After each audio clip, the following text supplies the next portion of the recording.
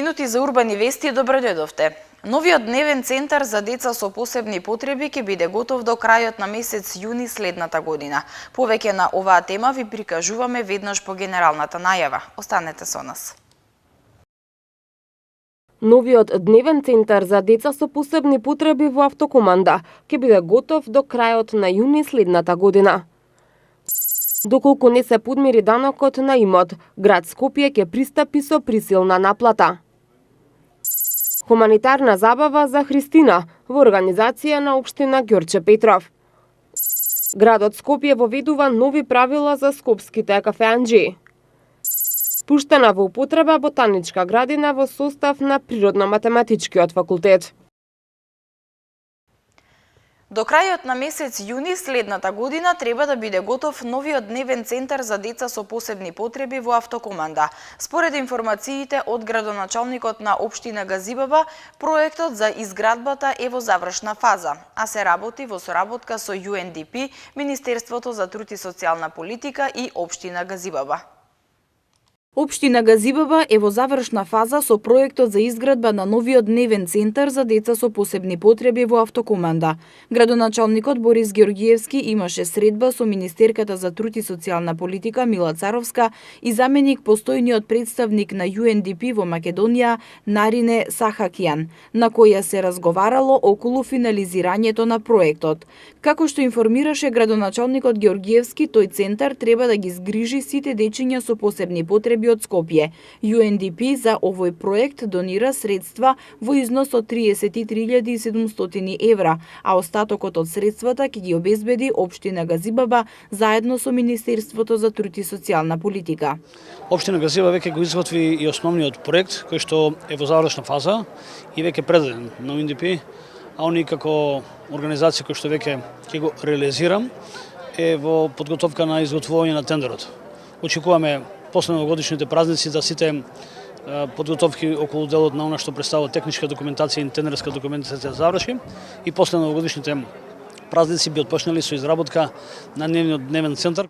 Георгиевски додаде дека дневниот центар треба да биде готов до крајот на месец јуни следната година и ќе се простира на површина од 140 метри квадратни. Центарот ќе биде новокатче со сите стандарди за деца со посебни потреби, а на местото каде сега се наоѓа во детската градинка во Железара, ќе се добие простор за нова современа детска градинка, која ќе работи во 2 смени. Градоначалникот истакна дека ова се прави со цел да се овозможат подобри услови за децата со посебни потреби, а од друга страна, сместувачките капацитети за децата во градинките да се зголемат.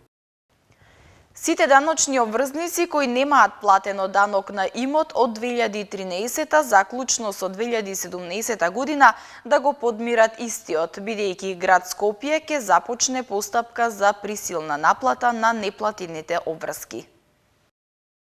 Град Скопје ги известува сите граѓани дека во согласно со одредбите за присилна наплата и обврските кои произлегуваат од Законот за даноци на имот, започнува постапка за присилна наплата на неплатените обврски по основ на годишниот данок на имот за 2013 година, а заклучно со 2017 година.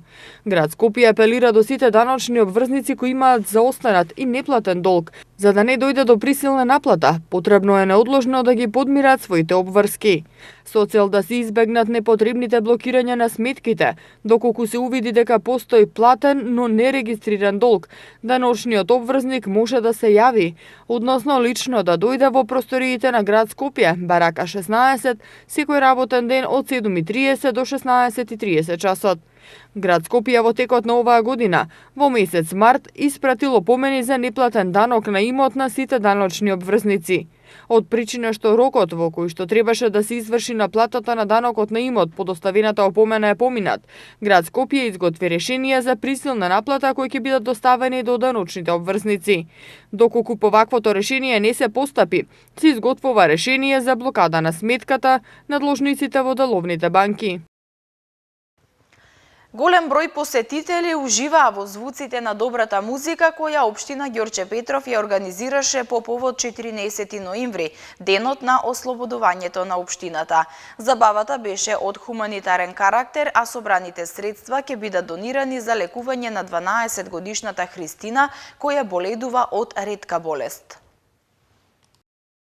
Вчера вечер во Домот на културата во општина Ѓорче Петров, во состав на одбележувањето на денот на ослободувањето на општината, под мотото Скопје слободно, Ѓорче гори, беше организирана хуманитарна забава за помош на Христина Митревска од основното училиште Ѓорче Петров, која боледува од редок и тежок облик на заболување. Општината и претходно со организирање на хуманитарни забави, но и со доделување на парична помош и помагаше на малата Христина. Денеска е 14-ти ден на ослободување на Ѓорче. Мотото на овој настан вели Слободно Скопје, 13-ти Ѓорче гори. Денешниот ден е цел ден посветен со различни активности, почнувајќи од 11 часот со полагање на цвеќе пред паднатите борци. Потоа веднаш се премина во Домчево, каде што сме сега. Имаше активности за најмладите, тоа беше Соната, детскиот фестивал, и распишан литературен конкурс за учениците од 1 до 9 одделение, на кој градоначалник подели пригодни дипломи и поклони за 1, 2 и 3 место. Веднаш потоа, во соработка на малце постарите, се направи турнир во фудбал, во кој што учествува општинска администрација и полицијата.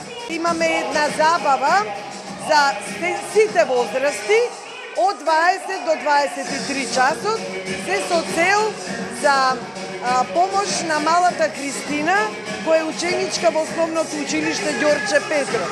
Боледува од специфична болест и ние, како дел од општината, ова е трети пат во кој што помагаме за успешно нејзино лекување. Сега следува следна операција и оваа забава посветивме за најмладата и за онаа за која што најмногу е потребно. Христина е денеска меѓу нас, а меѓу нас се и многу кои сакаат да помогнат, но и да бидат од оваа прослава за 14. Лекувањето на Христина се уште е неизвестно, иако таа е поканата во Вашингтон на бесплатна експериментална диагностика, со цел конечна диагноза на незината состојба. Семејството на Христина не е во можност да ги обезбеди потребните парични средства за превоз и престој во Соединетите Американски држави. Затоа помош бараат од хуманите граѓани. За какова болест станува збор, кога е диагностицирана и какви се вашите очекувања? Вака сега, ние со Христина после 8 години се дозна диагнозата во Америка. Сега се надеваме на подобрување. Од јануар да почнат со лекувањето. Станува за долготраен процес или? Да, долготраен, да.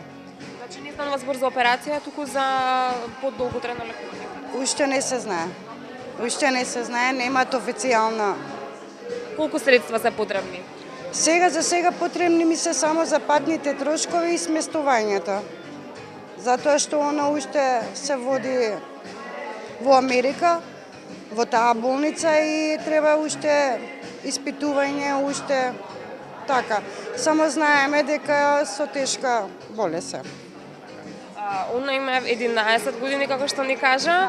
Уште 2 месеца, 12.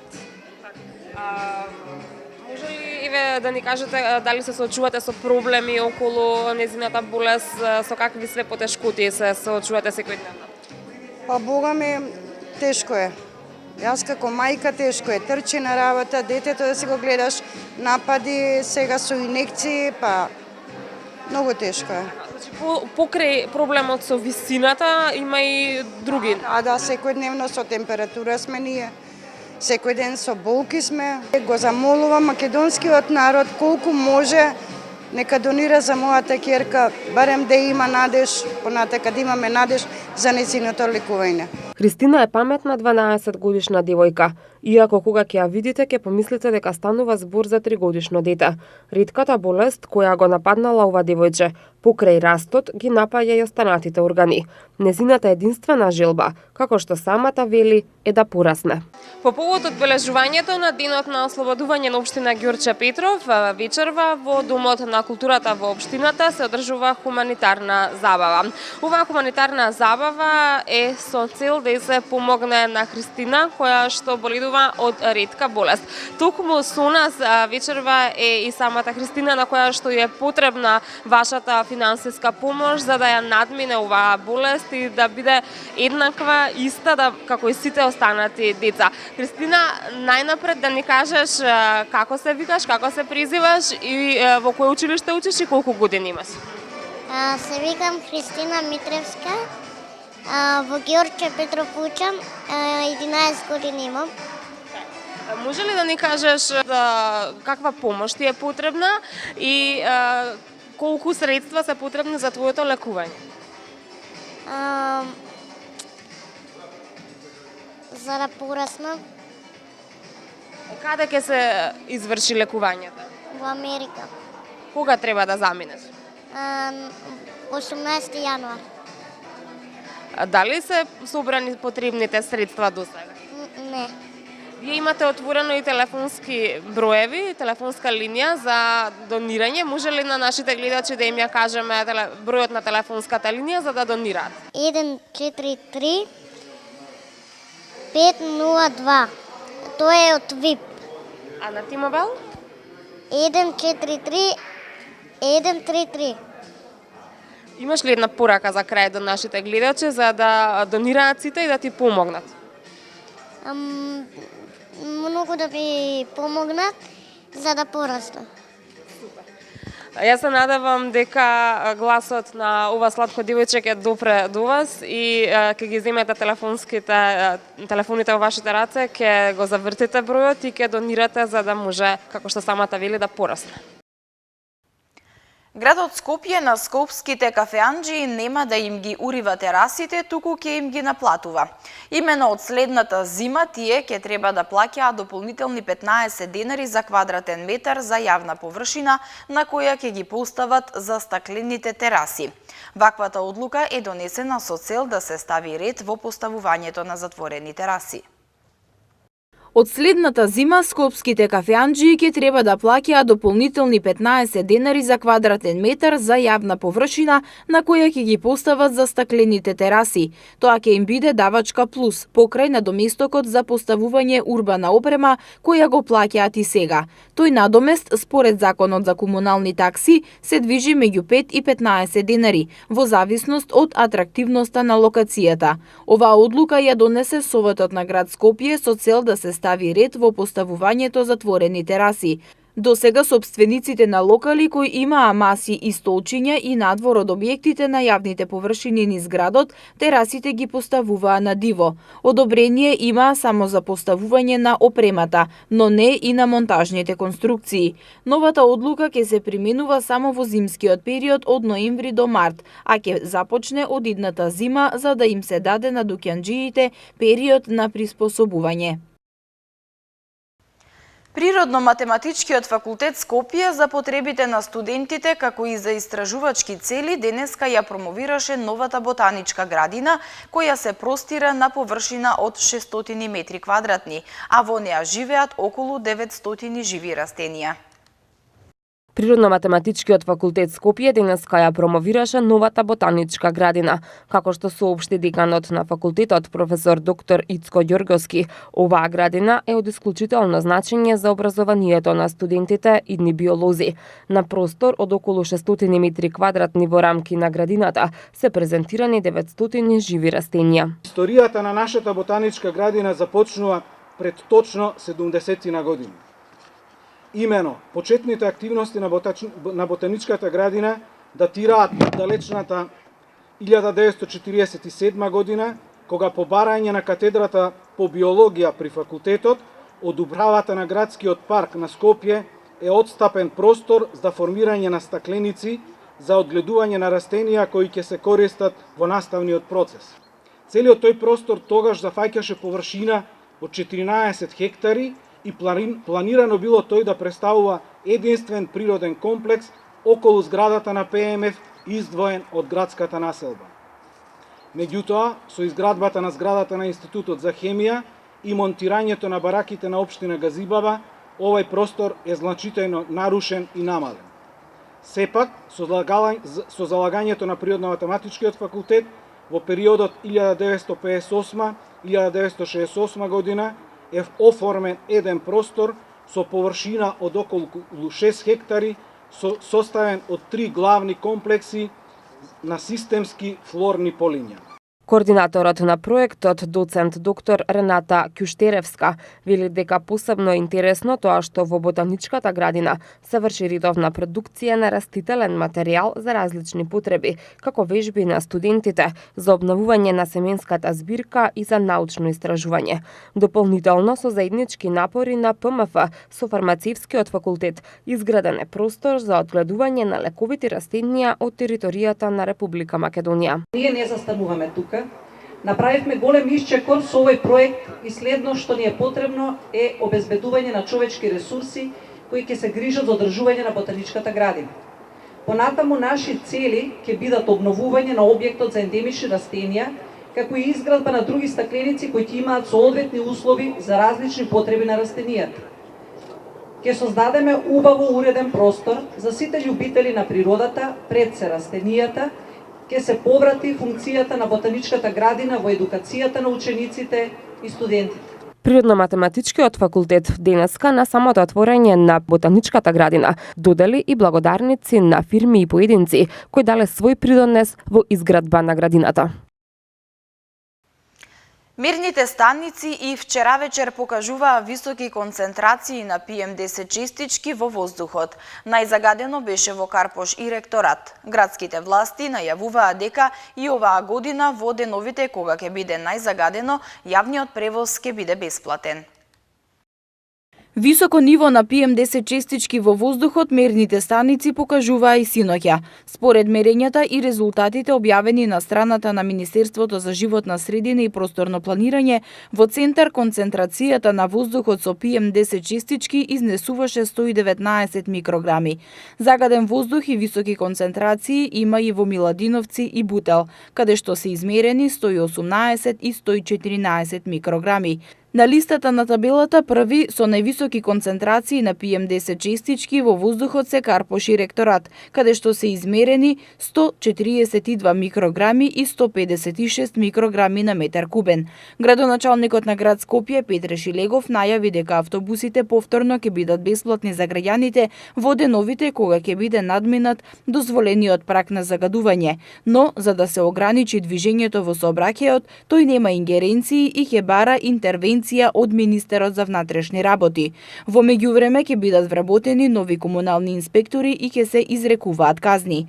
Воздухот синоќа не беше загаден само во главниот град во земјава. Мерните станици високи концентрации на PM10 честички покажуваа и во Тетово 108 микрограми на метар кубен, во Гостивер 127 микрограми, во Струмица 121, Кочани 72, Кавадарци 115, Куманово 147 и Битола 159 микрограми.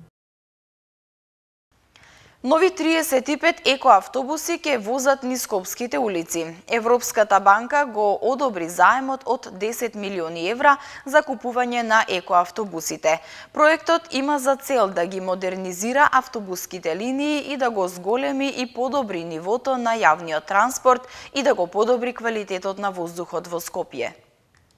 Европската банка го одобри заемот од 10 милиони евра за купување на 35 екоавтобуси, кои треба да возат низ улиците на Скопје. Станува збор за автобуси со најмодерни мотори со Евро 5 стандарди и треба да ги заменат старите дизели со Евро 2 стандард. Проектот има за цел да ги подобри и модернизира автобуските линии во Скопје. За таа цел ЕБРД предвидува обезбедување на заем од 10 милиони евра за јавното сообраќајно предпријатие, додека град Скопје, кој е основач на истото, треба да обезбеди банкарска гаранција. Главната цел на проектот е да го зголеми и подобри нивото на јавниот транспорт и да го подобри квалитетот на воздухот во Скопје, кој во моментов е еден од најзагадените градови во Европа. Со оглед на тоа што новите автобуси ќе ги заменат старите дизел автобуси Евро 2, предвидената инвестиција има значителни еколошки и здравствени придобивки и значително ќе го зголеми квалитетот и ефикасноста на услугите што ги нуди компанијата. За оваа зимска сезона градот Скопје има обезбедено 4500 тони сол, како и 300 тони ладен асфалт. Од градот информира дека се подготвени за справување со зимските предизвици. Од денеска стартува зимската служба на град Скопје, а со тоа и координираните активности за зимско одржување на улиците. Од денеска стартува зимската служба на град Скопје, а со тоа и координираните активности за зимско одржување на улиците, но надлежност на град Скопје, врз основа на програмата усвоена од Советот и средствата предвидени во буџетот.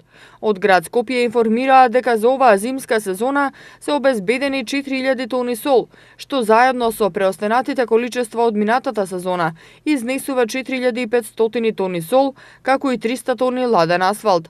Носител на активностите за зимско одржување на улиците ќе биде јавното претпријатие Улици и патишта, со целокупната механизација и расположливиот кадровски потенцијал. Коловозните ленти при одржувањето во зимски услови ќе се расчистуваат според приоритети, како што се критичните точки, пристапите до објектите од витално значење за граѓаните и сообраќајниците од посебно значење за функционирање на сообраќајот. Преостанатите јавни претпријатија се задолжени во рамки на програмата и своите надлежности да обезбедат механизација и опрема, а имаат изготвено и посебни подпрограми за расчистување на јавни површини во зимски услови. Кризниот штаб посебно апелира до граѓаните, урбаните заедници, куќните совети и претпријатијата благовремено да преземат мерки за отстранување на возилата од коловозите, расчистување на пешачките приоди, приодите до објектите и покривите на објектите. Градоначалникот на општина Аеродром Златко Марин во спортскиот центар Ново Лисиче на 50 талентирани спортисти им додели пофалници за високи достигнувања во областа на спортот, како и еднократна парична помош во износ од по 10.000 денари.